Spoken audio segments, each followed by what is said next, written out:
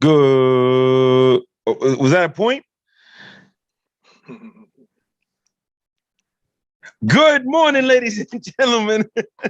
So you got a point, John. You gotta let me see. Like you did this. All I saw was the shoulder. I wasn't sure if that was a weight, if that was a point.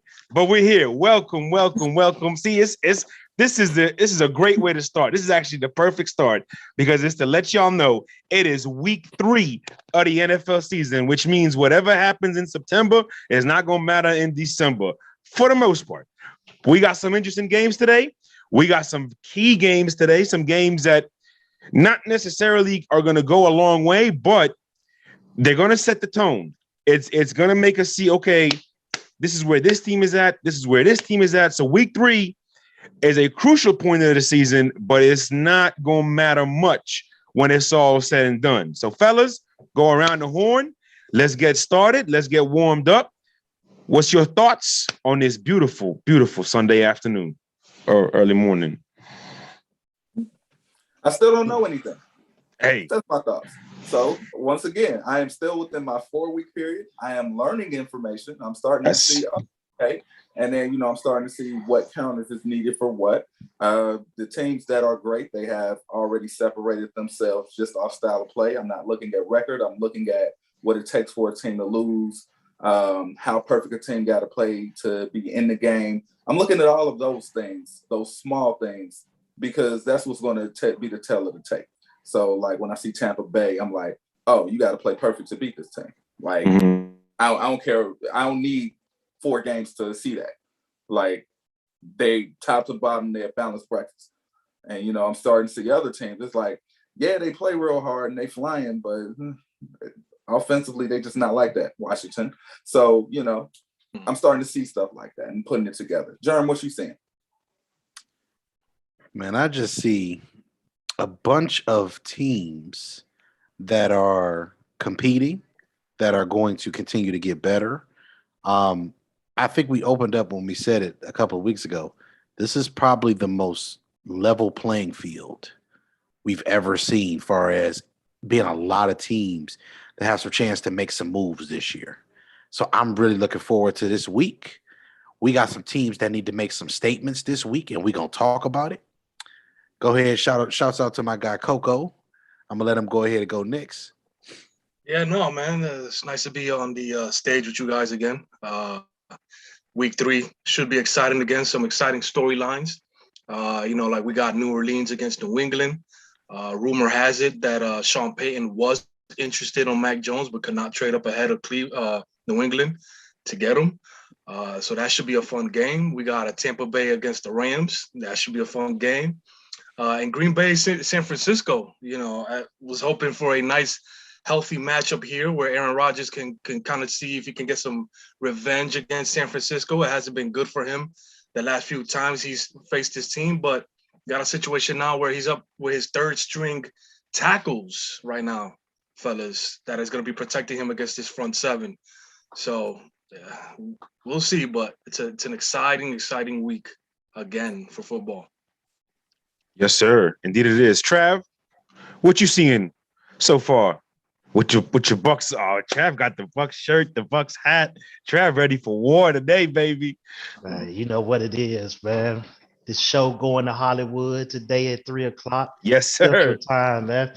You know what it is, man. I'm representing for my team, but I mean, like Jerm said before, it's just a lot of teams. I mean, they playing hard, man. The team that I'm really impressed in watching right now. I mean, they star running back just got hurt the other night, but that defense, we've been warning people about them. They young and they gifted. Carolina, man. Yeah, man. Carolina got some dogs over there, man. They fast, they swarming to the ball. I mean, Sam Darnold is just keeping afloat. He's doing the minimum to not make mistakes, but that defense, especially number 7 in that middle, oh, he's a dog. Yeah, he's a dog. But overall, man, it's just good to have good competitive football back with fans and the energy in the building, man. Yeah. Unfortunately, Carolina lost JC for a couple weeks too, broken foot. Oh, yes, they did. Yeah, JC Horn. The rookie first round pick who has been shutting people down, man. But so they lost both him and McCaffrey. But yeah, that's a fun team. Definitely that is the great Joe Horn's son. Yeah. For those of you keeping track at home, got a couple ones in a league. We were talking about that earlier this week on the DC. But MJ, to your point about like the things we've been seeing and which teams need to be perfect, which teams are struggling, which teams are fighting through the mud. It starts to bring up a theme that we bring up every year on the Views from the 22 shows on the scene. 60 minutes. It's a 60-minute game. And you have to play 60 minutes. And some teams, sometimes with most of this league, it comes down to some teams are just 60-minute teams and some teams aren't. And I'm going to give you two teams that coming into the season, we had a lot of questions / expectations for. Ironically, they play in the same division. To me, one is a 60-minute football team and the other team clearly is not yet.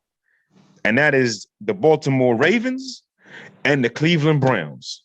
The Baltimore Ravens are a 60-minute football team.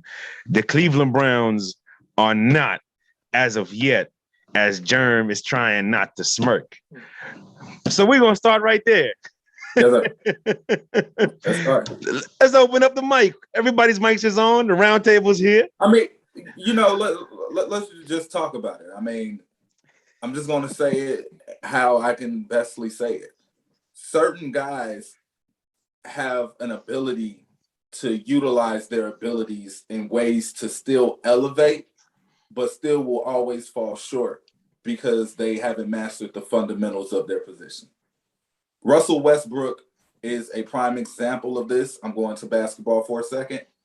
Russell Westbrook, how hard he plays, he's for the team, he wants it. You will never question his effort. He will never cheat you out of your money if you buy a ticket to watch him. Mm-hmm. But because he doesn't grasp the fundamental elements of the position that he plays, he always loses to someone who does. It's no knock on him. He's going to be a Hall of Famer. Mm-hmm.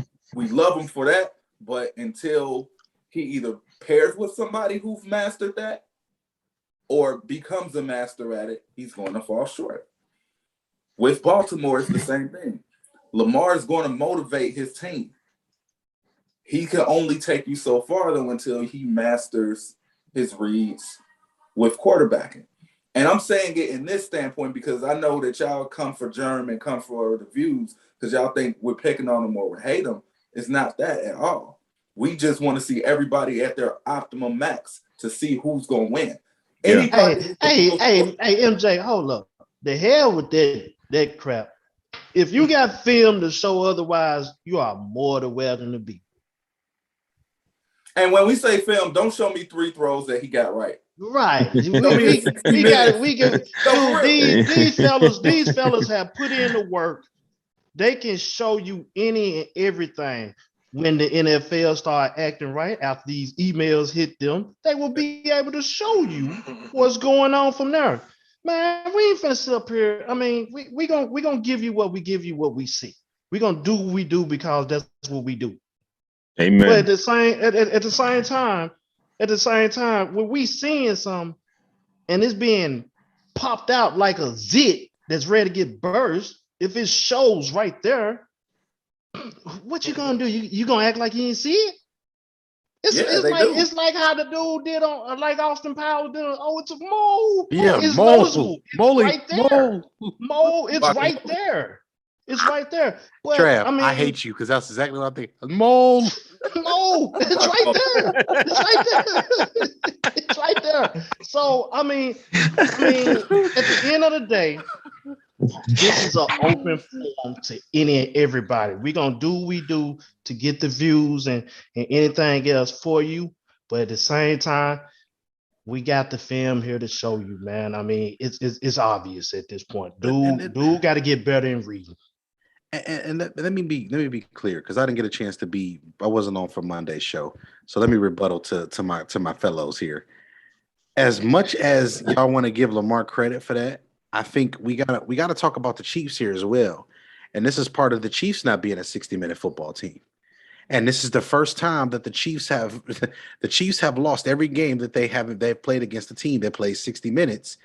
And Baltimore has been one of those teams that they have been able to continue to escape because of Lamar Jackson's deficiencies. This time we got a strip sack, a strip fumble in that situation from Clyde Edwards-Helaire that ended up costing them the game. The Chiefs have been able to get away with not playing 60 minutes since Pat Mahomes has been the starting quarterback.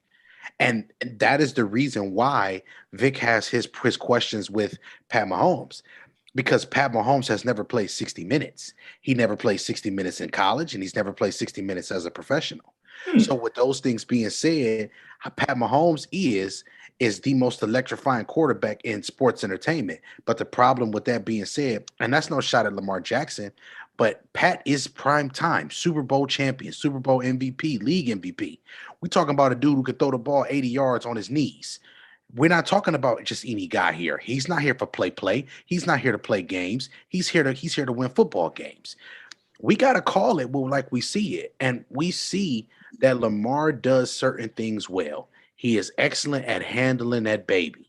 That's a term that Mo Schefter used last year during the season, and I will continue to give him his credit for that because that's what we're going to do. And we ain't talking about the baby that do the songs with the little flutes. We're talking about the rock. Talk about the football. These guys are good at what they do. The difference in this particular situation is we got one team that plays 60 and the other team that doesn't. And to Mo Schefter's credit for saying that about the Browns, as I bring them in, the Browns don't play 60 minutes because they're too busy trying to acclimate wide receivers that you'll get open naturally just by giving the ball to 24. Yes. 24 is the best running back in football. And I almost cussed because I wanted to make sure you understand. Nick Chubb is big. Please say the word for me. Say it. Disgusting. The way he gets skinny in situations, the way he makes you miss, the way he reads the entire field each time he touches the ball and is a threat from every snap. That is the type of running back you want. Y'all like Derrick Henry? Give me Nick Chubb every day of the week. He's doing this at a clip where he's getting maybe 20 touches a game. Imagine if he's getting 30. This is the premier back in the league today. If you give it to 24, you got 24 hours in a day. You give it to 24 and you're going to be on time. And that's how you become a 60-minute football team. Period, point blank. So, Vic, before you jump in, I'm not going to argue with Germ's point about taking Nick Chubb because fundamentally speaking, complete back speaking, Nick Chubb is better. Doesn't change from my opinion of Derrick Henry being the best in the league right now. It just means Chubb is more built to sustain a longer career than Derrick Henry is. Vic, jump in. We talked about it a little bit last week on the Monday show when we were reading the Midnight Views that we were both just annoyed with the Cleveland Browns through the first 2 weeks of the season. I mean, yeah, you guys covered it well. We talked about it. Again, Baker is one of those guys that I think has elite potential. I think he's a top 5 potential quarterback, but is he going to reach that? Maybe I grade him higher than what he might ever reach. I might give him a 99. His ceiling might be an 89. You know what I mean? So, like you guys said, he has to close these games. Whether they hand the ball off or he has to make a pass to close a game, he has to just do it. And that was it. He had a great game until that interception. You know what I mean? So, go ahead. No, I was just going to keep it a buck. Like, Baker Mayfield got the commercials. Baker Mayfield is the one in front, it's his house. They're making it seem like it's his house. They are putting expectations on him based on, the marketing that he has, when in all actuality, he's Troy Aikman 2.0 if you use him correctly. Give that ball to Nick Chubb. To the running backs, yeah. Give it to him. Maybe hit Kareem Hunt a few times. And just when they least expect it, you make the right throw when you get your one-on-one. No, that is going to be your formula. Right. That's your formula. If you try to make him into something that he's not, because you don't have the personnel, I ain't saying he can't be that. Right now, your personnel is built like the 94 Cowboys. Right. No, and I mean, you know, again, this is a third-year quarterback. You know, there's obviously space, there's obviously room for him to improve. But right now, the data, the statistics show that this is a guy that is much much better in play action situations. You know, that's when he's making his best reads, his best passes. Whenever there's a threat for a run. So, you know, that's what it is right now. They need to live by that formula. And let me say this too, Vic. And today I'm in a generous mood. Maybe it's the bottomless mimosas, but I'm gonna give my guy Baker some credit today. Baker might be top 5 in the NFL as a passer when it comes to being able to get the ball out with zip, with accuracy, with precision. That whip on that arm is disgusting. He can make every throw from every platform, and that's the reason why Vic likes him so much. We're talking about a 6-foot quarterback. We're not talking about him and Calamari, my guy Calamari. Them two dudes are except like they throw the football so naturally. Yes. And I'm talking about Baker it's that C. It's the C that we like to see. You know what I'm saying? So it's the C that we like to see. The C that we like to see. He meant that. He did that on purpose. You know, I want to go ahead and just say this about the Browns right now. You know, like when you at work and you got like certain resumes, but you have this one resume that's on the nice little brown paper and it's printed out nice and neat. Just from the look of it, it's looking good until you start reading it right now. That is what the Browns is looking like right now. Somebody got to proofread these guys and get them right. Because, I mean, as far as on paper and the resume and everything that's put together, it's good. They got it. Yeah. They just got to play them 60 minutes. No, absolutely. And I mean, there's a few teams in the NFL that fit in this category. You know what I mean? Like Minnesota is probably one of those teams. Tennessee, another good one. Seattle. You know, so Seattle's iffy, but Seattle with Pete is going to play 60 minutes. I'm gonna stand up for Pete on this one. Pete is going to play 60 minutes, and they got Minnesota today, and Minnesota's probably going to be without Dalvin Cook. So it's going to be, you know, Minnesota's about to fall to 0-3, y'all. That's what we're looking at. But let's go around the horn. Jeremy, let's start with you. Give me your game of the week or the game that you've been looking at the most. Man, I don't have one game. I got 6-7 games written down. Okay, so let's just go over them. Let's just start. Let's start with the Browns and the Bears, man. Let's start there. Let me give a couple headlines. Odell will be out there today. That's going to be a big part of what's going to go down today for the Browns. I look forward to seeing Odell being used in the Jarvis Landry role. Why do I say that? Because I think he needs to be used more as a flanker. Why as a flanker, do you say? Because I want him to use his elite quickness and speed without having to get hit every damn play. I'm sick of just putting these players in the wrong position, and then when they don't succeed, we blame the player.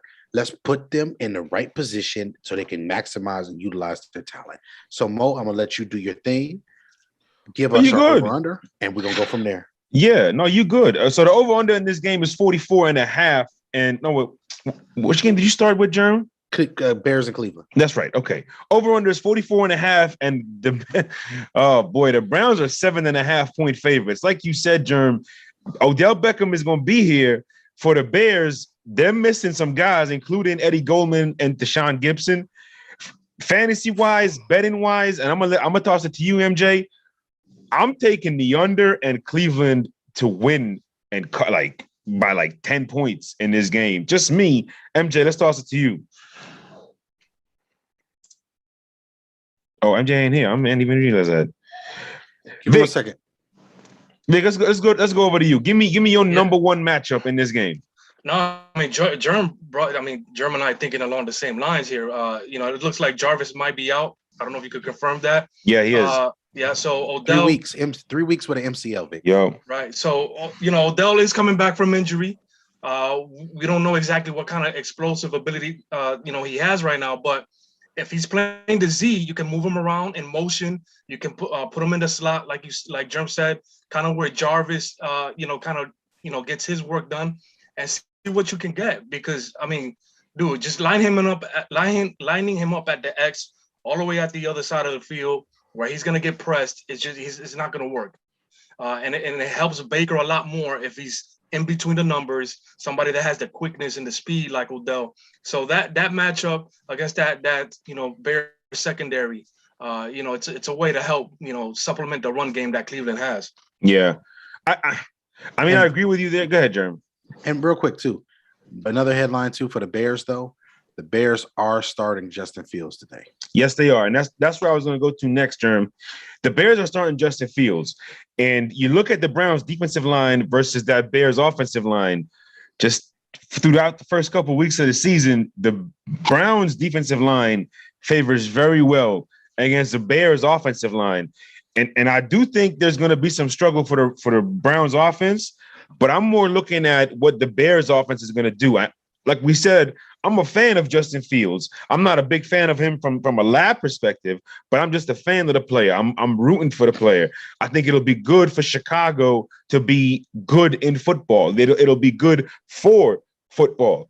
But just today is going to be one of those days where we really start to see how can the Bears get better moving forward, what they need to do to build around this young player. And that's, to me, is going to be the key factor in this game.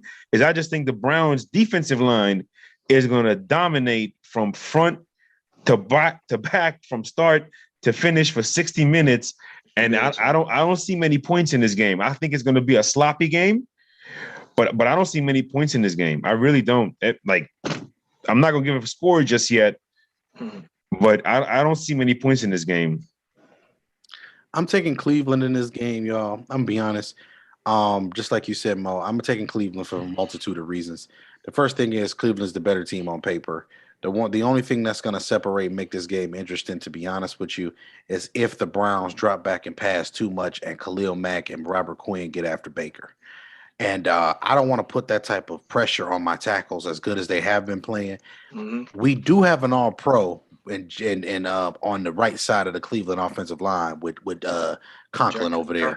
Yep. But with Jedrick Wills still being a little iffy with the wheels there and things like that, I think this should be a game that the Cleveland runs the ball 40 plus times. Make the Bears stop you. You have the front five to run whatever running play you want. If I don't see guards pulling reverse, there is nothing more beautiful than a trap play or a reverse pivot handoff with the quarterback with the two stick out right into the running back's belly. Let's go. I want to see that today. Let's go. Yeah, I feel you. Trav, anything you want to say on this game? John just said it, man. Yeah. Pound till you can't pound no more. And then once they go for a sucker for it, hit your wide open wide receivers, man. The Bears, I mean, this is one of games though that you may see number 52 show up. And when he show up and start throwing right tackles and left tackles all which way and every way, yeah, it could be a problem. So run the ball. If you're the Browns, run the ball. Use 24 and 27 to your advantage. Sucker them with a couple of screenplays. Take care of your business, Browns. I'm pulling for the Browns there. MJ, we talked about it at the beginning of this segment. 44.5 is the over-under. Bears 7.5 points is what they're getting. Just give me the fantasy and the gambling from your side on this one. All right, so fantasy as of right now is too early in the week to get cute. Start the people that you drafted in your first 10 rounds, whoever that may be. Give them 4 games to give them a chance to see if they really like that or they really not. If you happen to be in an 8-team league like we are, then just go off of who's producing the most and roll the dice on that. So with that, if you have Allen Robinson, play him. If you have Montgomery, play him. If you have Chubb, play him. The wide receivers for Cleveland, don't play him. They just not getting enough volume. Not today. Okay. Just don't play them. It's okay. So as far as the gambling goes, The Bears are really good at screwing up spreads. They're incredible at it. Like, I've never seen a team better at screwing up spreads than the Bears. Panthers are second, by the way. The Bears is number 1. Panthers is number 2 at screwing up spreads. For that reason and that reason alone, I'm picking the Bears for the spread. For the spread. For the spread, I'm picking the spread. Their defense, they're like watching a real life Madden game. Like, you know how like you would just catch it on the kickoff and you just fumble. Like, there's no button to fumble, but you just fumble. Like, and you don't know what happened, or a pass get tipped and somebody catch it. Like, they get these kooky plays. They've been getting these kooky plays since '85. I don't gamble with them. I don't gamble against them. I stay away from them. For that reason, they defy laws of logical football. They defy it. Yeah. It's like, I know the Browns are going to win. Are they going to win 19-3 or 19-17? And I'm not going to ever bet against the Bears spread. Real quick, I just saw a cool stat on ESPN. Justin Fields is going to be the Bears' 36th starting quarterback since 1989. There's only one team that's had more, and that's the Browns with 37. Yeah, hey. All right, so I'm like we said, I think we're all taking Cleveland in this one. Yeah, I'm taking Cleveland. Yeah. Okay. All right. Let's move on to the next game. Let's get going here a little bit. You got Washington versus Buffalo. Easy one here. Over under is 45. Buffalo 7-point favorites. I'm taking Buffalo. I'm taking Buffalo to win. I think Buffalo should cruise through this game. I think Washington is going to have a hard time moving the ball. I think they're going to have a hard time overall stopping this team for 60 minutes, mainly because that defense is going to have to be out there so many times. But the one interesting thing, MJ, we're going to toss it to you on this one. Yes, there isn't a running back you really want to start in this game, as both these running defenses are superb. So where are you looking fantasy to get your points if you got any of these guys on your roster? If you're in a 14-team league, you can start McKissick and be okay. This is going to be check down city. And McKissick will get the targets if you got a PPR. That's a very good point. You can probably steal about 12 points out of nothing. That's what I'm saying. If it's a really deep league in which, you know, the waiver is at a premium and everybody is just hoarding running backs, and you happen to have J.D. McKissick playing like, you know, a first or second flex spot, playing, you might surprise yourself. Other than that, Devin Logan Thomas. What's that? Logan Thomas. Oh yeah, no, I was about to get to the tight end Logan Thomas. He's clearly the quarterback's favorite target as of right now, as he should be. He has a relationship with him already. And McLaurin, you know, is McLaurin. Like, McLaurin is really good at football. Like, really good. I had to play against him last week. My guy Keelan had him. Shout out to him. He had me sweating after Thursday. I'm like, who is this guy? Why does he keep dismantling defenses? I'm tired of him. I don't understand how, out of all Ohio State receivers that have went through there, he was picked in the 6th round, and some of these other dudes went in the 2nd and 3rd round. Michael Thomas. But I will say Buffalo wins this game. You can cover the spread on this one, all for the reasons that Mo said. I love Washington's defense, but if you can't get off the field, then we can't use to your strength what you are, which is that D-line going to hunt. Your D-line's going to be too tired to hunt for 60 minutes if they're on the field for 40 out of 60. Yeah, exactly. Yeah, so I'm taking Buffalo. Give me Buffalo 23-16 for the hell of it. Vic? Yeah, I mean, this one is tough for me, Mo, because, you know, Josh is a little bit behind right now. He is still trying to find that rhythm that he had last season. You know, they won 35-0 against Miami last week, but it was a really messy Miami team. The Buffalo defense was pretty special that day. So I think I'm still going to go with Buffalo, but it's going to be extremely, extremely tight. I think Washington makes a game out of it. I think they put pressure on Josh. So I think I'm gonna go with Buffalo by 3 on this one. Circle the wagons, man. Circle the wagons. Yeah, true. Circle the wagons, man. Yeah. It's just circle. It's simple. Trav, who you got? Heineken may need a Heineken after this game.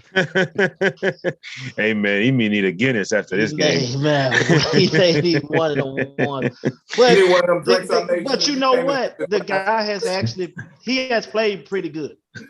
He has played pretty good. Yeah. I mean, he has played. He haven't played to where he almost blew the game, but he has played well enough to keep them in contention. But this front four, we all talked about it. They're one of the best that's in the league today. This is your test. Big number 17. Let's see what you're gonna do. No doubt about it. He's gonna run more than your running backs.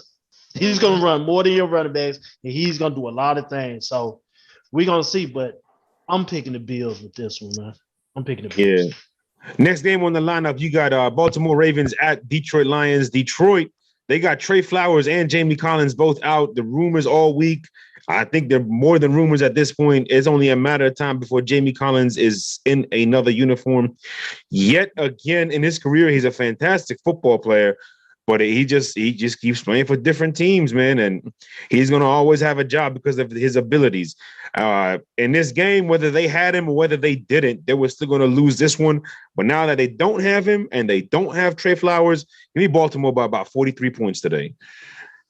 MJ. Okay, so this is a game full of question marks. To me, this is a put up or shut up game for Deandre Swift. Are you for real in this fantasy life? Did y'all catch that? Real fantasy life? Yes. That's the question, because he's been on my bench safely getting points, and this is like I can't play him over my people until I know this is real. I don't know if it's real yet. I don't know, but if you have DeAndre Swift and you have no choice but to play him, I say play him with confidence, because clearly Goff loves checking down, and he loves checking down to DeAndre. Yeah. So that in itself, and they're splitting carries too. So he's getting the volume. All you can ask for from your skill positions, that they get volume to be able to do what they're supposed to do, because they're in the NFL to do a certain job. Lamar Jackson, I think he covers his fantasy points, I should say.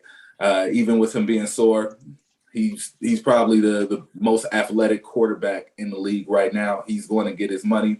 And in fantasy, because running touchdowns is worth 6 and passing is worth 4, he is a viable weapon to the community. Hey, I don't know what's going on with I don't know if Monkey Knife Fight has anything with Lamar Jackson and his over under 100 rushing yards today. Whatever it is, take the over, because he may run for 150 today against the Lions. That's just honest. That's how I feel. And throw for 110. Yeah, on 14 passes. Like, it's gonna be something wild, but they're gonna still win the game by 37 points. Vic. Yeah, man, I don't have much to add to that, bro. I like the little matchup. Jerm, if you could correct me on the name here, for what is it? Owunsi Owen. You know, the Owen, the Penn State pass rusher that Jerm liked coming out of the draft. People were criticizing him for lack of sack numbers. But like we talk about, sack numbers can be a little overrated.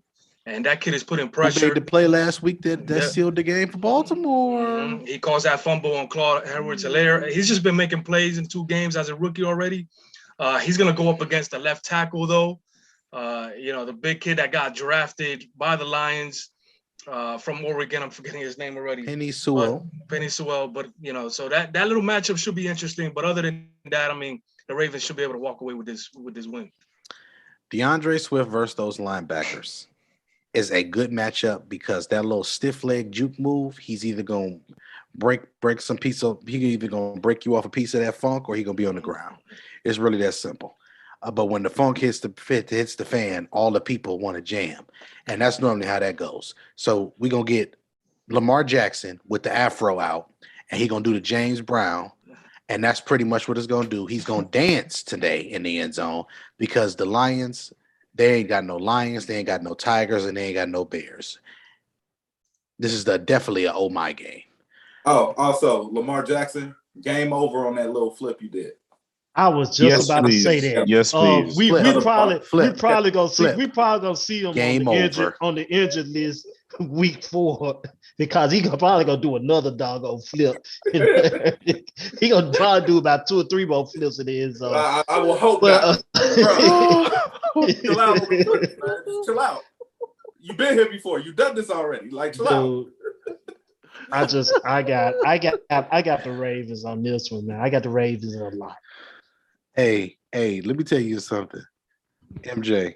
Game over on a little flip. That's a very underrated bar. Really underrated. It's levels. Summer Madness was yesterday.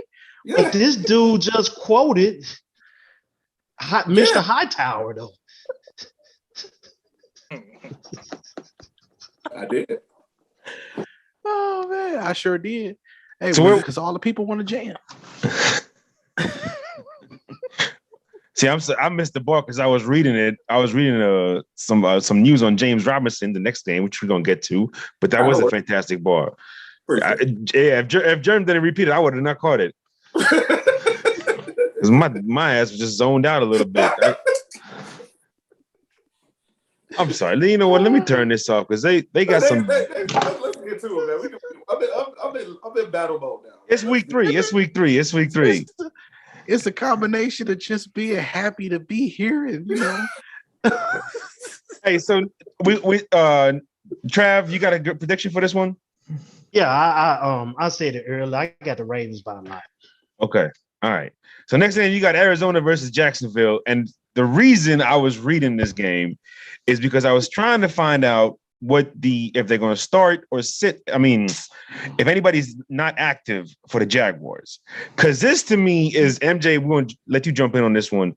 This is the upset special of the week for me in terms of the spread is concerned. Okay, over under is 51.5. The Cardinals are 7.5 point favorites.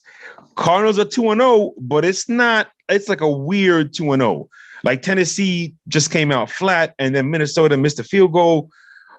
They look nice on paper. The stats look marvelous for the Arizona Cardinals, but they got to go to Duval County, 1:00 on a Sunday. This is trap city for me. So if I'm betting on this game, I'm taking Jacksonville to cover. But in order for them to do that, they need to run in this one. MJ? And that is the reason why they won't cover, because they won't run. Well, Urban Meyer is going to do what Urban Meyer does. He's going to put the ball in Lawrence's hands, in which they are going to be throwing it in traffic to that flying Arizona defense, who will have mental lapses and give up probably 14, 17 points. But for the most part, Kyler Murray is going to act a fantasy fool like he's been acting all week, in which he is my quarterback for not 1 but 2 leagues. Yeah. And naturally. This is definitely, if you have Chase Edmonds, this is definitely a game you will want to flex him or even put him at RB2 if you're not deep in your running backs. That's another thing to look at.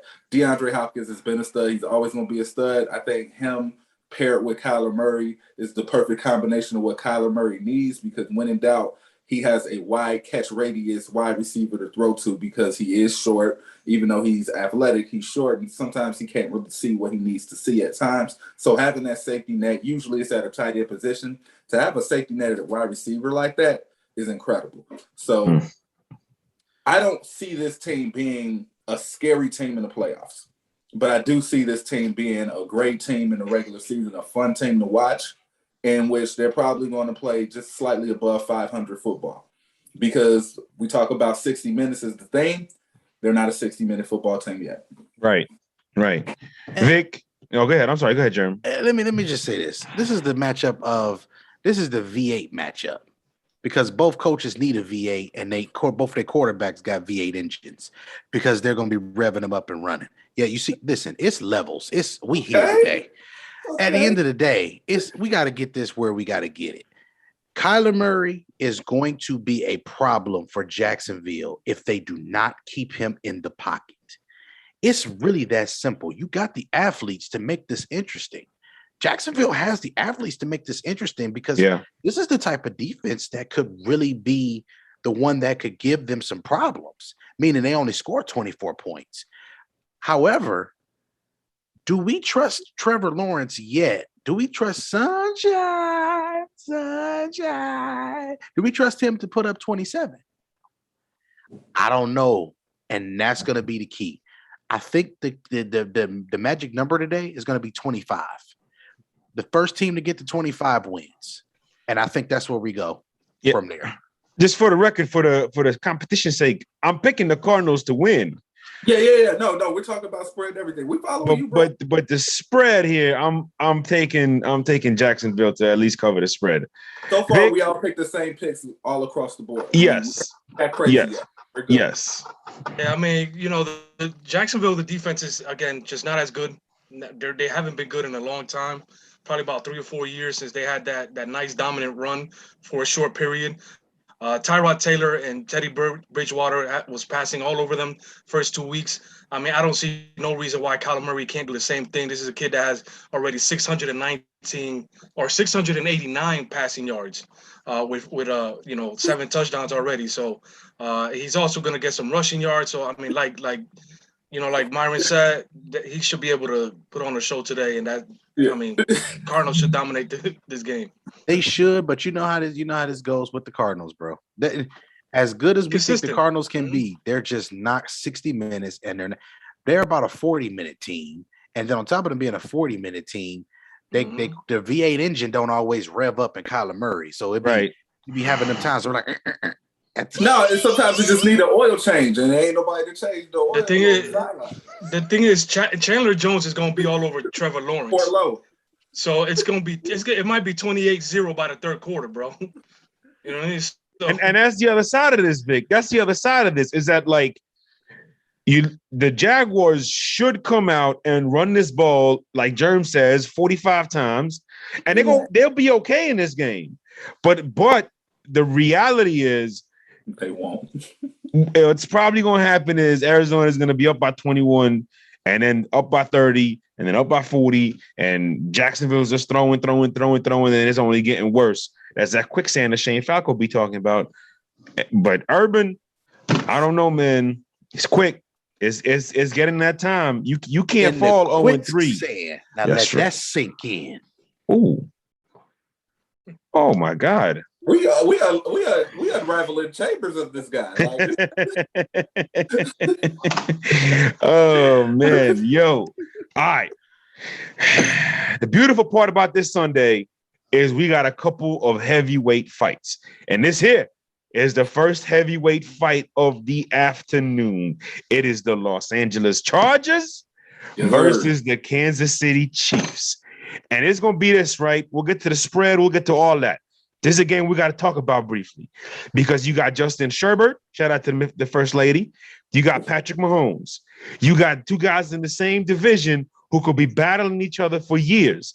And Justin, MJ, for our theory to come to life, Justin has to be that constant, okay? He is the hypothesis. He is everything. He has to. And they got to get some points in this game because the first couple of weeks of the season, they ain't been getting points. Dallas had no business beating them in that game. I'm sorry. They just didn't. No. They got to come out and score points in this one. Let's open it up. Let's open it up. Let's start. Go ahead. No, go ahead. No, Okay, you look, go. so look, I'm supercharged. So let me just make sure we go ahead. We start from there at the top. At the end of the day, the first thing here that I see that's a problem with the Chargers offense, we're not getting the ball in we're not being not conservative, but we're not being precise with the way we want to run offense. We can take 5 yards, but we're trying to get 15, 20. We need to make sure there's way too many third and longs in the first 2 weeks of the season. Mind you, Herbert converted them in the first week, and he was converting some last week. But we got to bring that back. We got to scale this back. We got to run the football more on first and second down. Give ourselves, I know we got a hot shot quarterback now. I know we got a guy that hair blows in the wind like he's in Baywatch. And I know we sitting here trying to do our thing with it. I know we got David Hasselhoff at quarterback. This is okay. It's all right.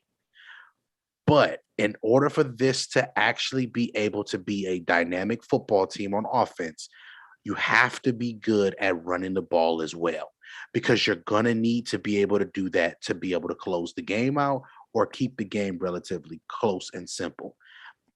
Moving forward, let's be calculated on first and second down for a couple of weeks. Let's scale back on all these great passing concepts. Let's stop trying to just get the ball to Keenan Allen every play. Let's stop trying to push the ball 20 yards down the field. Let's take 4 yards. Hey, Jerm, if you're Baywatch, I'm a Charger. Just letting you know. So, with that, what I'm going to say about this game is... It's good. Yeah, that I know. What I'm going to say about this game is it is a battle of young quarterbacks learning how to be patient. So, what you got to understand is, and you can put this in any sport, Jerm locked this up to me perfectly. He just said they're looking for the 10, the 15, the chunks. What you have to understand is just because you can make it doesn't make it an efficient, high percentage play. Austin Eckler is not being utilized to the maximum ability because you are relying on the 10, the 15, and the 20-yard plays, which I'm pretty sure fantasy players are really tight right now if you pick Austin Eckler at 9th. I told y'all not to do it personally, but y'all don't listen to me. Therefore, you're at where you're at. So, this game, you're going to reap the benefits of Austin Eckler, though, because this is going to be a flat-out shootout. It should be. It's going to be. It's going to I be. hope so. It's going to be because with the problems that both teams have, both teams just match up well offensively against each other. Right. One part where the Chargers are lacking defensively, their defensive backs are great. They got like 5 deep defensive backs, but there is no answer for that monster Kelsey. I mean, it ain't really no answer anyway, but it's really not no answer if you're the Chargers for Kelsey. Wait, no. There is. His name is Derwin James. Derwin James, I forgot. Besides him, but they don't use him the way they're supposed to. They don't use him right. I'm sorry. Well, but here's the thing. He's been hurt. Yeah. I seen Derwin James stand in a DB stands and cover Travis Kelce for 10 seconds. Yeah. And it was all textbook and perfect. I'm telling you, Derwin James is prime time. Okay. So now you still got to worry about Tyreek Hill. You got to worry about Patrick Mahomes running. So they're still going to get their money. Yeah.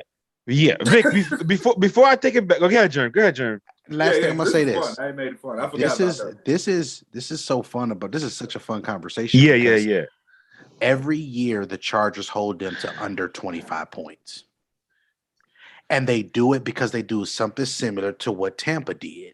You just back off and you say, hey, take your yards in between the 20s and now make your tight contested window throws when you get inside the 20s. Yeah. And if you make the wrong read, Pat, I'm going to take this ball from you. It's that simple. Yeah. I can't combat with speed, but I can combat with. Yeah. Listen, Vic, because Vic, me and you going to do a little ping pong right now.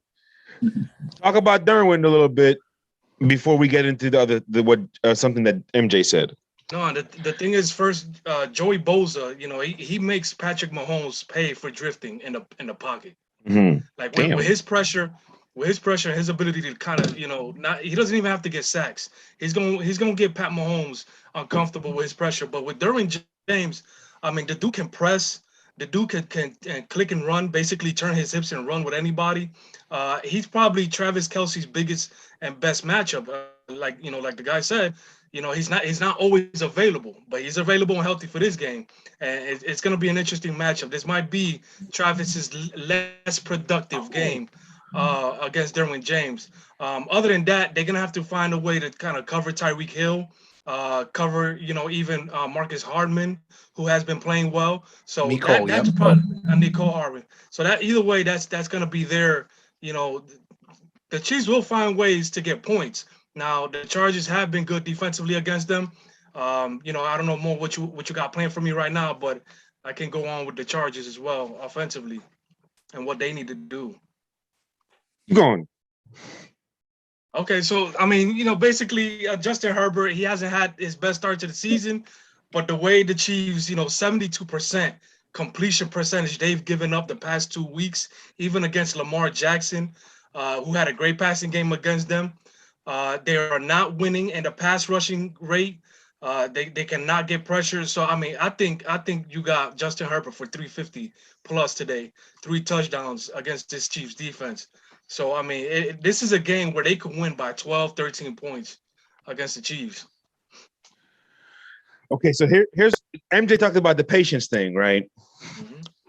Mm-hmm. 2 young guys, 2 guys still learning. As great as Patrick Mahomes is, we understand that this game is a constant elevation rather than a plateau. That's just what it is in this league. And unfortunately, if you are really good early, you got to get really great as your career progresses, right? That's just the way it is. So both these teams, yards per carry and overall yards running attempts, period, bottom of the league type. Of course. Yep. To which of these offenses / young quarterbacks is the patience with the run game more important, in your opinion? It has to be, for me, it has to be the Chiefs, because you're not getting stops on this end. So you got to figure out a way to control this clock. It has to be the Chiefs. And this is where, and just with any other team, I'm going to say this too, I'm passing the germ, because our germ see that I'm preaching right here. Man, make sure y'all put y'all tips and ties in there too, man. This ain't for free. Anywho, what you got to understand is, when you're a team that start off that good, Super Bowl wins, constant Super Bowl, appearances, teams are going to figure you out in this NFL. They have now figured you out. Pat, you were great. Okay, cool. We're going to keep your ass off the field. Okay, Pat, you are great. Cool. We are playing dime package, 5 DBs the whole game, and we are going to take that part away, in which you're going to either have to take this dink and dunk, or you're going to have to audible and hand this to Edwards-Helaire, who we don't even know what his psychological situation is right now after that fumble. So, can Edwards-Helaire get me 100 yards rushing without fumbling the ball? Teams are going to find out, I guarantee it. They're going to try it. That's what I need to see. Go ahead, John. Here's what makes this so intriguing for me.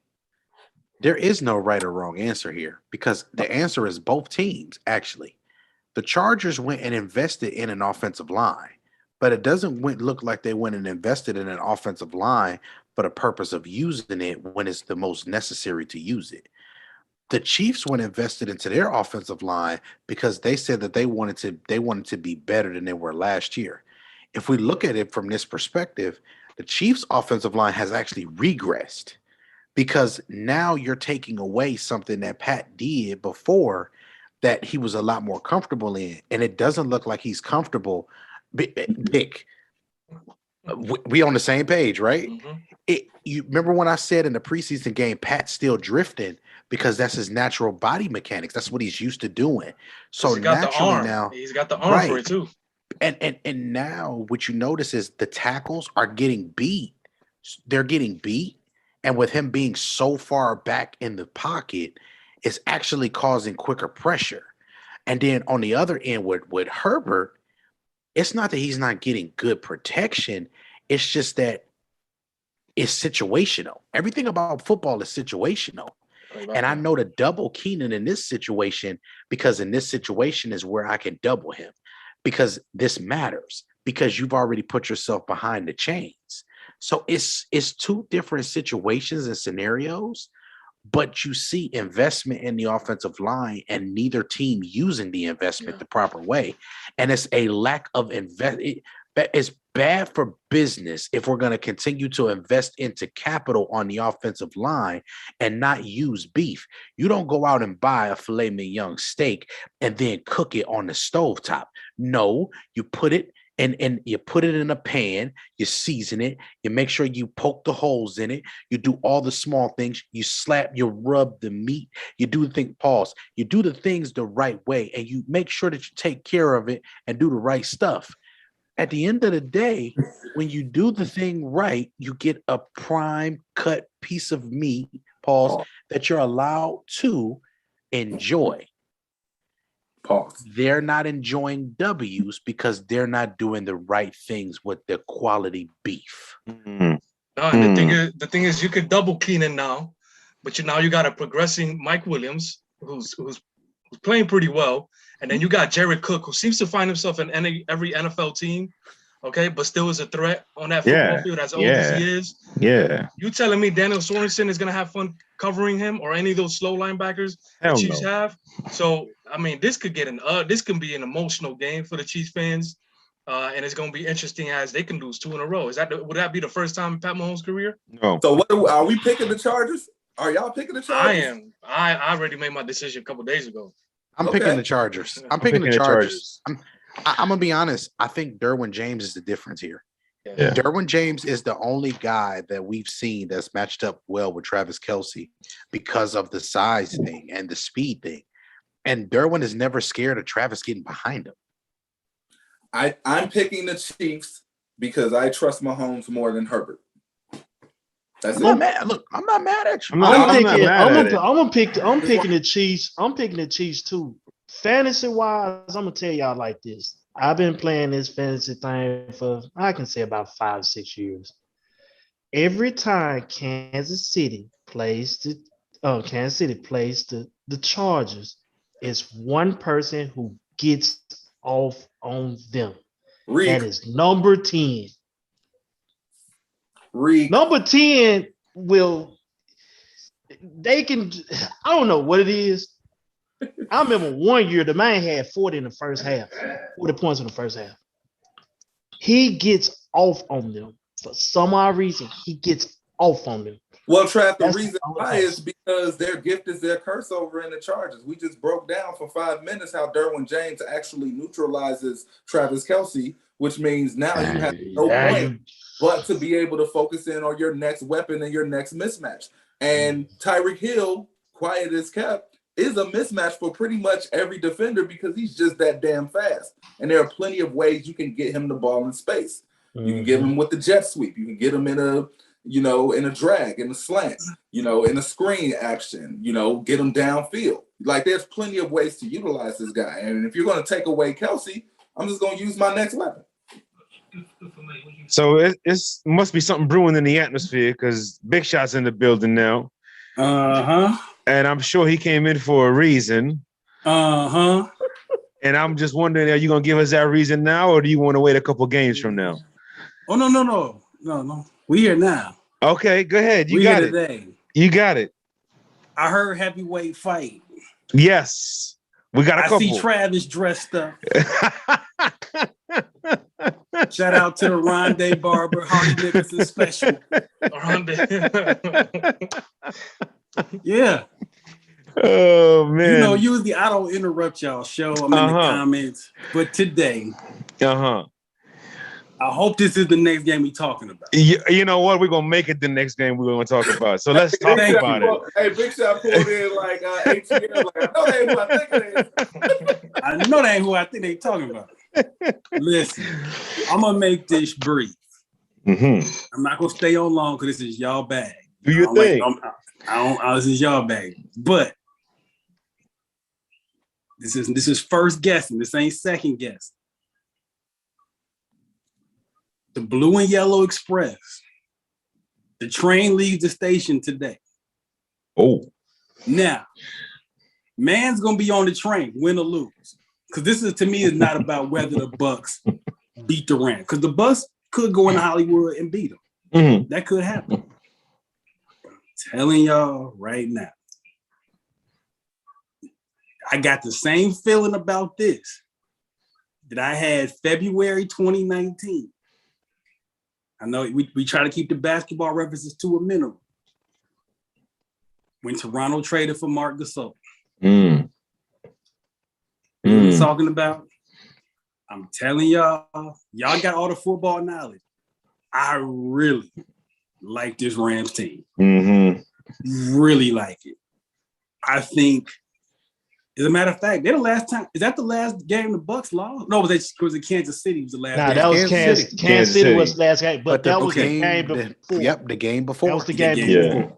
I think when you look at this NFC, I think they are the only team who I think athletically can stay on the field with the Bucks.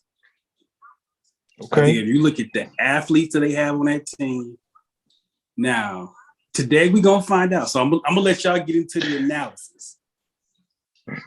But if the result goes the way, if the Rams win today, the tickets for the Blue and Yellow Express go off sale October 1st. They off sale. Nobody's allowed on. Nope. You can't even sneak on there. You cannot. There's gonna be nothing in the black market, nothing. It ain't no. It ain't no. We don't offer. Hey, listen. We don't offer Uber X. We don't offer none of that. Ronnie turned this into a. If you don't passcode, you can't get home. So, but I am. But on the real, I am. I think this is. It's early. You can't lose a Super Bowl at the end of September. No, but this is a really good early season test for the Rams. It's a good measurement. It's a good barometer. I think this is a measuring stick type game. Mm-hmm. It's for both teams. To be honest, it's for the both Rams. teams. It's for both teams, though. It's for both teams. It's going to show the Rams are they really real, and it's going to show for the Buccaneers. Are you legit? Are you still focused? Are you still focused? Right. Because they owe them. They owe them. Yeah. And that's another thing. We know Brady, Brady is petty and he don't like losing to people 2 times in a row. Right. So I expect that he might give us one as Sister Odell said, but this is the game. This is the game for me that's circled on my calendar. This is the one. Yeah. For me. Right. I mean, this is one of those games that we just circled for the whole season. Because this is a heavyweight fight early in the season. You got the best players in the world, Craig, in the world, all on both teams, on both sides. Hell, even the punter. You probably got the GOAT punter playing in this game. Let's just being real. So I don't know where we want to start, but MJ, look like you got something you want to say, so you take it first. We got a lot to cover on it. Now you can stay, Big Shot. You don't gotta go. It's up to you. Yeah, no, stay here. Go ahead, MJ. Because what I'm gonna say, you're gonna like. Contrary to what everybody else is saying, I think this is just another week 3 game for this reason and this reason only. Antonio Brown not playing. So it's still not the microcosm that I need to see, because you add Antonio Brown to that Bucs offense, it gives you a whole nother chapter that you have no answer for. And we talked about this off the record, so I'm going to bring it on the record about Jalen Ramsey in the sense that he can't guard everybody. You literally have 4 people out there that you would want Jalen Ramsey to guard, and he just can't guard all. So now you got to figure out which dude you're going to take out the game with Jalen Ramsey. And then you got to figure out what scheme are we going to run in our back end to take out Mike Evans, Chris Godwin, and it was going to be Antonio Brown, but he's not playing. But we can even put Scotty Miller in there because Scotty Miller is extremely effective. And then I haven't even included the fact that they still have possible packages where they could throw Gronk and O.J. Howard out there. Now what you going to do? It is a lot they can do. And on the flip side and on the contrary, with the Rams, what I saw the Cowboys do to the Bucs in week 1, yes, they had miscues. The Rams are capable of doing the same thing. So let me say this, and I am gonna roll because I'm gonna get the game thread. So remember, if you're watching this, the game thread will be up here in about 15 minutes. I'm gonna get that together. And you all know this is something I say in all sports: playing with expectation. Different. Matt Stafford, for the first time in his NFL life, is playing with expectation. It is a completely different bag playing the meaningless games in Detroit that you was playing for the last 10 to 11 years. Yeah. And now games that mean something. Week 3 already. In week 3, big. It's only week 3. But for Matt Stafford, I would say this is the biggest regular season game Matt Stafford has ever played. Remember this, Big Shot. And we're going to take it a step further to your point. This is what the NFL wanted. Los Angeles is now the center of the NFL. It is the heart of the NFL. With that new stadium, the Super Bowl coming up. The NFL Network studios are in Los Angeles, down the street from the stadium. I don't know, man. So why? Hey, everybody So in why? fantasy. Yeah. In this gameplay, everybody for fantasy, because this is just going to be two great teams going at it. There's a term we use in basketball: good defense, better offense. That's the theme of this game. It's going to be good defense, better offense. Whoever end up with the football last, I think is going to pull it off. That's just really where I'm at with this. And they are both teams are that good. So while everybody is out here throwing their buckshots at Matt Stafford, it's levels. Everybody throwing their buckshots at Matt Stafford. With everything being said, I think this team there's still question marks, and what those question marks are for me is obviously Matt Stafford likes to challenge you vertically. That's the type of quarterback he's been since he was at Georgia. He's a vertical quarterback. And in this game, if you're Tampa Bay, I would like to see us go back to that Pat Mahomes formula where we just keep everything in front of us. We don't got the DBs to be sitting up here trying to cover all these receivers and do everything else. We're going to have to limit you to 3. And we're going to have to make sure that you do the small things and make sure that he does the stuff that he has to take care of. Now, on the opposite side, on the defensive side, there is one player that I have seen guard Antonio Brown and cover him and actually put up a fight and compete. And his name is Jalen Ramsey. Let me tell y'all something.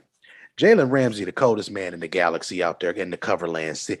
For number 5, he's the real deal. He is for real. And it is emotional being out there with him. He is one of those players that can change a game from a game plan perspective, but also in the middle of a game because of his ability to play so many techniques. He plays every technique at an A. Every technique. We're talking about the trail technique, which is you coming across on a drag route. You think you got him beat, and all of a sudden there's that burst of speed, and now we got a pick 6. He has the whole thing. I've never seen a player at 6'1"-ish, 6'2"-ish, not look leggy. He looks natural in his movements. There is nothing that this guy can't do. But then you pair him with a 280-pound, 6-foot man who is made of nothing but pure champion stuff. And all he does is push grown men down, and he's like Georgie Porgy because he kisses the girls and he makes them cry because he beats up on their boyfriends on Sundays. That's what he does. We're gonna call that man David Justice, because at the end of the day, these folks out there looking like Halle Berry. It is what it is. My God. Hey, you know what, Big Shot? Let me get up out of here so I can get this game thread together. And do you think? Cheap plug, 7:30 Eastern, 6:30 Central tonight. The best 25 since Jordan retired. Cheap plug. So, final score. FC Hollywood 24. The Pewter Express 23. I think this is about a 60-minute game earlier. I think we playing 60 minutes. But this has been the Big Shot Round Invasion. Sign out, fellas. Have a good rest of the show. All right, bro. You too, brother. You too. Hey, let's start with where you left it, Germ, with Aaron Donald and how dominant he is as a football player and how much of a beast he is as a football player. Shout out to everybody in the comment sections. I see Storms, I see Tanya, I see Jay, I see Tay Work in there. Bezo had a comment that says, thinking that Aaron Donald is the only player in the league that Tom Brady makes scared. Listen, man, Aaron Donald's gonna make anybody nervous. Okay, if you know that man's sole purpose is to hit you, you better be nervous. If you ain't nervous, I don't want you. All right. I think for the Bucs in this game, that's how we talked about. They got to come out and run the ball early. They got to come out and slow the energy, the speed that this defense is going to want to come out with. They got to slow that down early in order for them to start setting their tempo and running their offense the way they want to run it. So, Vic, go over to you here. What do you want to see in this game? Let's start specifically with the Bucs offense. Yeah, no, Jeremy, you bring up some good points. I'll start with Aaron Donald. I'm interested to see how they deploy him. We've seen him line up all across the formation, even at the right side defensive end. So what best way to do that against Tom Brady and the Bucs, right? First and foremost, he can go up against right guard Alex Kappa, stay at his 3 technique, and kind of give Brady some pressure there. You know how Brady is comfortable in the pocket, maneuvering in the pocket, manipulating the pocket. Can he put some pressure on Brady there from against Alex Capa and also against Donovan Smith on the right side end? Oh right? Lord, please don't put him over there. They'll put him out. They'll put him out there for a few plays, Trav. And you know he can attack him outside. He can attack Donovan Smith inside with his spin move. So that's going to be interesting. Again, get Tom Brady off his platform because he loves to manipulate the pocket. So the Bucks have this package that they do where they bring their receiver in and they bring it in tight, and it looks like an H-back formation, and the receiver chips whoever it is that is the 3-tech, and then he releases out into a route, or he comes up through and they run a play action fake off it, or it's like a little version of a little trap type play.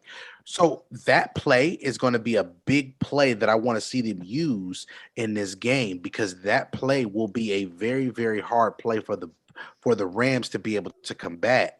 They ran that play. They ran that play against Green Bay with Godwin. Yes, and Godwin, third down conversion. Mm-hmm. And you'll see that play is one that really there's no answer for the play, because if you take away Godwin there, you got Mike Evans coming on a post route, or you got something else there. It's a very, very, very universal play that I think Brady and Leftwich and Arians put together there. So I think in this situation, if you're the Bucks, you got to get back to your recipe for success. Run the ball more. I get it. You're going to break these records. You want to do different things. You're going to get your opportunities to pass against this team. But what I want you to do is I want you to come out and run the ball 20 times. Last year, the Bucks did not lose a game when they ran the ball 20 times. 20 attempts from your running backs is the key to success for Tampa Bay. On the other side, the Rams. Sony Michel looks like Sony Michel again. Let's make sure we understand. We simplify the running game for him, and we let him go back to being instinctual. And Vic, we get our runner back. It's just working in that New England system wasn't for him. That's all it is. Now we get that. If you are that, I want you to test this defense laterally. I want you to test them up the gut. I want you to test them and show me you're the number one rush defense. Today we are in Hollywood. This is the show me state. I want you to show me you can run this dang ball, Bert. Yeah. Let's go. I also give me the Bucks. I got the buck shots. I also look for where they're going to line up Jalen Ramsey in certain spots on the field. So in between the 20s, will he be going up against Mike Evans? But then in the red zone, will they line him up against Gronk? You know, so I think those are different matchups because he can, like you said, he can play any position, right? Covering. So is that something that? So again, Aaron Donald and Jalen Ramsey, you got two of the best defensive players probably at their specific position. I'm looking forward to seeing what kind of matchups they use with that. And then real quick, Matt Stafford looking good with that offense. I think they should have a really good game against this defense.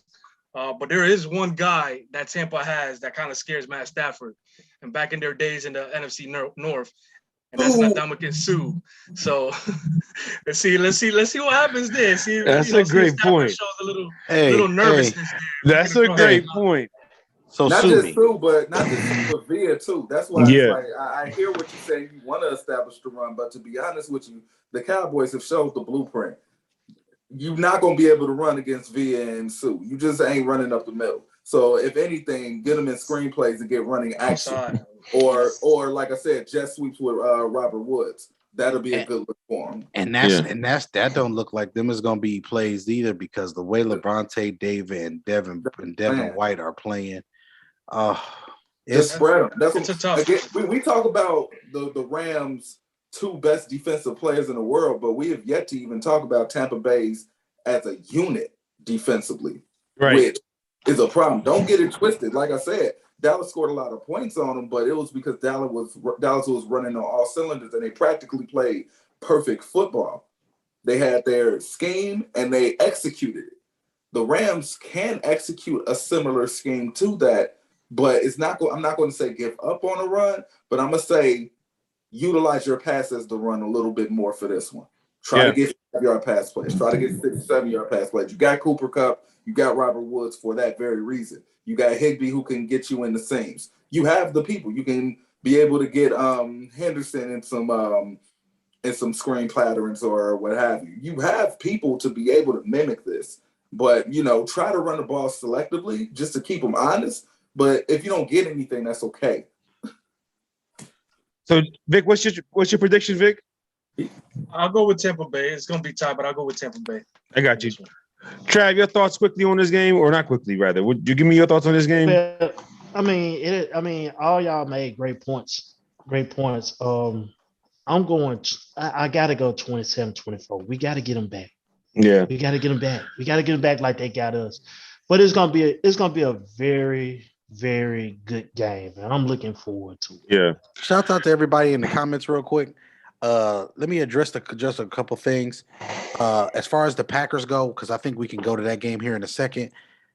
We'll talk about the Packers a little bit there in a second. As far as all of us being Tampa fans, I'm a fan of football before I'm a fan of any one team.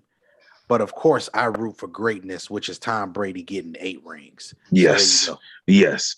Actually, I got the Rams for this one. If anybody, I'm riding with Big Shot for this game. I got you. Or not just because Antonio Brown ain't playing. Go ahead. As far as Vic said that Jalen Ramsey can play any position, keyword there is any. He can't play every position. I think no matter where they choose to line him up, it's going to leave another dominant player open. And I think if I'm the Rams, in order for me to succeed in this game, you're probably not going to stop this offense, but you can at least slow it down, force some turnovers, force some punts, something, force some field goals, something to prevent this team from constantly getting 6 points. I think you line him up on Gronk 80% of the time, honestly, because receivers, we talk about it all the time. The value of receivers in this league is not what it is. It's not what people make it out to be. And I think you can find ways to scheme as long as those 4 points, those 2 corners and those 2 safeties are doing their job in a sophisticated and smart and coordinated scheme. You can limit any wide receiver core, no matter who the personnel is. But then you plug in that tight end, and this goes to all the evolution and everything that we've been talking about the tight end. You got to get somebody who can just say, yo, I got this guy. Y'all get everybody else. And that needs to be the tight end. And so you got Jalen Ramsey. You paid him all that money. It's for games like this when Gronk looks healthy and Brady is clicking with him and this whole offense is rolling. You want to interrupt it. You interrupt the anchor. The anchor, realistically, is number 87. I told Big Shot about a week ago, he's going to have to pilot this thing on his own. MJ said, yo, for this week, I'll help Big Shot co-pilot. You go ahead and make sure everything is okay on the other express train. I'm taking the Bucks 31-30, but by no means does this change my stance on the Rams and on Matt Stafford. I just think it's going to gear up for next week against the Patriots early in the season. Stafford's still trying to figure things out. The Buccaneers are already clicking because of where they ended last year. I think the Buccaneers, with all that being said, still only win by 1 point. We'll move on to the next game. Hey, before you go, I just want to throw this in. JPP is not playing today, so we're gonna see a nice little amount of number 9. Young cat got some gold. Yeah, so good point. Good point. See that, so. Good point. Let's get to the next game, and then we'll knock out the rest of these quick. You got Green Bay and San Francisco. That's the Sunday night game, a major game. Over-under is 50.5. The Packers are 3-point underdogs, believe it or not. The Packers are 3-point underdogs. Tay Work asked the question. Where was the question? Will the Packers stop the run game today against the 49ers? My short answer, Taylor, is no. It is not going to happen. I think San Francisco is back in that rhythm. They are back. Who the starter and who's going to be the backup for the San Francisco 49ers in that running back position? That's a great question. It doesn't really matter. 15 to 20 right. It doesn't matter for 2 reasons. Because that offensive line can move people. they nasty, filthy, Yeah. they nasty. Yeah. Listen, I think Green Bay is going to be one of those hot mess teams. I think Green Bay is going to be just messy, toxic. I think some weeks they're going to be great. I think some weeks they're going to be miserable and struggling and not sure why they're still together, but they think they love each other. That's Green Bay right now. Green Bay is a toxic, unhealthy relationship, because there is healthy toxic, but we'll leave that for when ignorant hour comes back. Ain't that right, MJ? I'm going with the 49ers, believe it or not, to win this game. I'm staying away from the betting factor, but I am going with the 49ers. I think they're going to run this ball. I think the defense, especially that Fred Warner is going to knock some people today. Fred Warner is going to interrupt a lot of things today. And that defensive line that he plays around, that he helps, that defensive line is going to get after it. So give me San Francisco to win this game. I'm going to go San Francisco 25-21. Vic? Yeah, I mean, bro, the Packers are going through some injury situations right now where they're down to their third string offensive tackle. It's unfortunate because I would like to see Rodgers be able to have some protection and see if he can, put in some work against this team that's constantly just giving him problems every time they match up against each other. But unfortunately, they're down to a few injuries there in the offensive line. He will be without his all-pro left tackle, and now his right tackle is gone as well. So it's going to be tough. Again, it's going to be one of those situations where the 49ers should be able to dominate with that front seven. And be able to beat this Packers team. I think the Packers probably don't score more than 16 points. So I think I'm gonna go with a score here. I'm gonna go 31-16. I'll go 31-16. San Fran. Germ? I'm taking the Niners, even though that secondary, Aaron Rodgers should throw for 500 yards against this secondary. If they could protect them, yeah. Good point. Very good point. Very good point. MJ? George Kittle coming out party for this season comes today. Trav? 2 downs, 100 yards receiving. Okay. I'm assuming we're going to use San Francisco, MJ? Yes. Okay. Trav? I got the Niners because it's just time to destroy the Green Bay Packers at this point, man. Yeah. Aaron Rodgers is done. Even if he make it, he's still done. They done. It's too many guys working hard at getting better for this arrogant individual to just still thrive on the success he had over a decade ago. Okay. Your counterpart has been to 75 Super Bowls in 11 years while you still flossing that one. Come on now. It's too many guys getting better. Matt Stafford, the Rams, the Seahawks, the Vikings, the Cardinals. It's too many guys in this league and too many teams constantly working to get better as individual and as teams for your ass to still think you could get away with what you've been getting away with. So it's only right that this whole unit picks against you today. And I hope that you lose. I do. I don't hope for loss against people, but I hope you lose today on national TV. Anyways, Seattle, Minnesota, real simple for me. Seattle, the better team, the better coaching team, the better quarterback. Give me Seattle by 10. Vic? I'm going to go with Seattle, too. Term? 2-minute offense. Give me Seattle. MJ? Hey, man, I'm just happy that I got Tyler Lockett on my fantasy squads.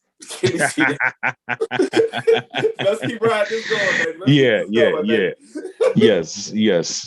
Trav? You on mute. Seattle should win, but don't be surprised if that lucky joker back there throw up some numbers with Thielen and Jefferson. So there's no Dalvin, so to me, no way. But Kirk Cousins, although he's the most important player on their offense. They can't cook stupid. without the cook. They can't do it. But yes, sir. Cousins a lucky dude. But I'm going with Seattle though. Miami, Las Vegas. Josh Jacobs is out in this one, which makes Kenyon Drake my sleeper fantasy start of the week. I'm going with the Raiders to win this game 23-20 to a Tagovailoa on the injured reserve. Vic? Yeah, I'm gonna go with Vegas on this one. They should be able, if they're gonna continue to prove to people that they're a competitive team, they should be able to win this game convincingly. MJ? Contrary to what you say, Mo, I cannot trust John Gruden to do the right thing. He will have Peyton Barber handing off and running. And because of that, Drake will not be used to his maximum capacity. Oh God, I hope you're wrong. I'm sorry. I want to be wrong. I'm gonna be so mad if you're right. I saw it last week. He's going to do the same thing this week because in his mind, he feels like his running back needs to be beefed to be an every down back, and that is a outdated thinking. And because he's an outdated thinker, Miami is going to win, even with the quarterback being the backup. I got him winning. Hope Waller balls out though. Germ, give me Miami. And you know the reason why I said give me Miami? Because Miami has the pieces to make this a very, very tight game. And in tight situations, you know, pressure will burst the pipe. Unfortunately, in this situation, it just looks like one team got brisket for dinner and the other team is driving a bad car. I don't like the bad car.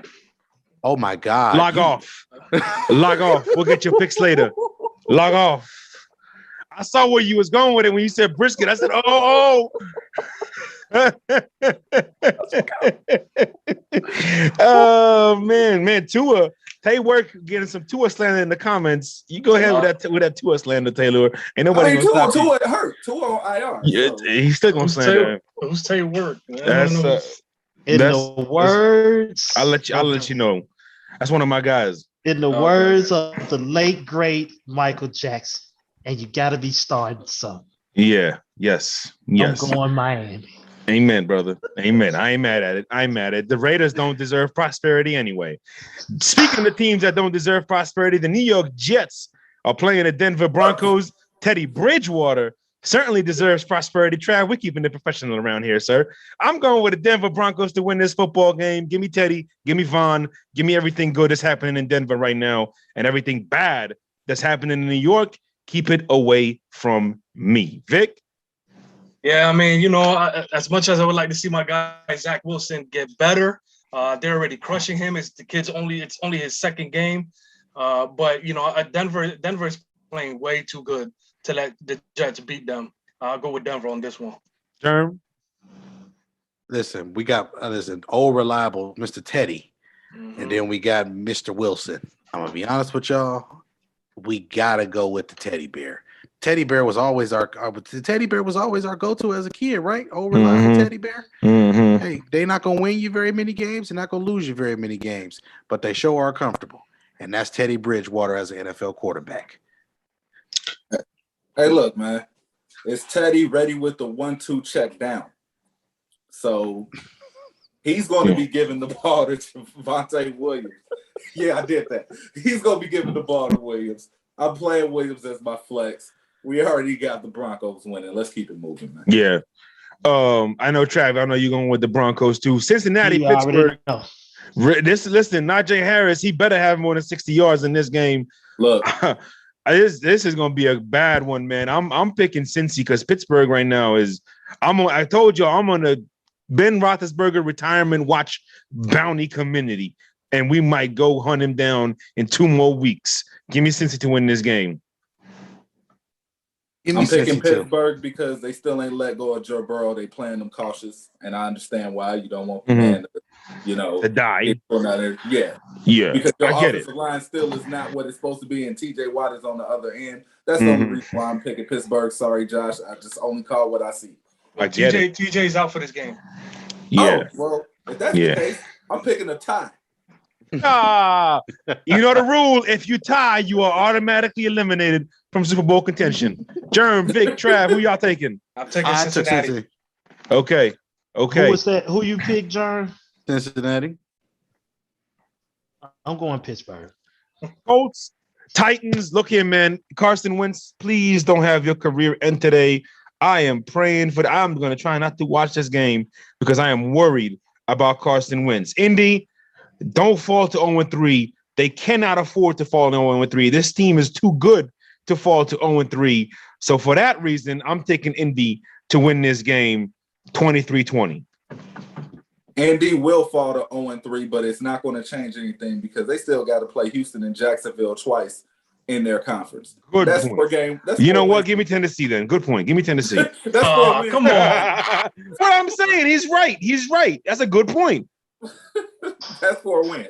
Like they literally got handed like this first 3. This is a gauntlet. This is hell. These first 3 weeks have just been a hell weeks. Like who picked this schedule? It was a hell date, man. It's okay. This? It's hell date. Jeez. 2 more minutes, y'all. We already passed the 1 o'clock. Let me get Indy for this game. I think they play each other very well. So I'll take Indy just for the hell of it on this one. Germ. Oh, I'm taking Tennessee. I got you. Trav. Too much Derrick Henry, man. Tennessee, man. Falcons, Giants, both 0-2. Saquon Barkley is fully healthy. I don't care who I take here. Flip a coin. Give me the Falcons. Devontae Booker is inactive for this game, which means that's going to be even more touches for Saquon Barkley. Interesting to see what he does with that. But I'll take the Giants. I'll take the Giants with this one. Germ. Give me the Giants, bro. I'm not picking nothing Atlanta. I hear you. MJ. Atlanta, my second home. That's the only reason why I'm picking. Trav. Do somebody gotta win this game? So, apparently. I might pick another tie. You might. You should. 3-3. Yeah, I'm picking a tie. 3-3. I'm picking a tie too. Happened. I'm picking a tie myself. I'm picking a tie. Yo, Saints versus Patriots. Rumor has it that Sean Payton wanted to trade up to draft Mac Jones, but he couldn't find nobody to take his offer. So this is going to be very interesting to see. Is Jameis Winston really going to get on the right track, or is who he is and who we thought he shouldn't have been? We will find out. I don't even know what I just said. Give me the Saints to win this game by a field goal. Jameis Winston as a quarterback is the equivalent to the boyfriend that will smash your sister but buy you flowers. Okay, we got kickoff. MJ, oh my God. Oh my Lord. That's oh my God. Bye, man. I am discombobulated with my thoughts right now. Vic, Pats. Just give me the Pats, man. Which game is this again? Which one? Listen, at the end of the day, that's the Saints and Pats. I'm gonna pat myself on the back for all of my great puns today and pick the Pats. Yes. Yeah. Listen, man, enjoy the games, y'all. This show just got off the track just big time. Enjoy the show. We will catch y'all later. We might see y'all later. Don't forget 94 Feet of Life is going live at 7:30. Take us home, True. 22. Enjoy the games.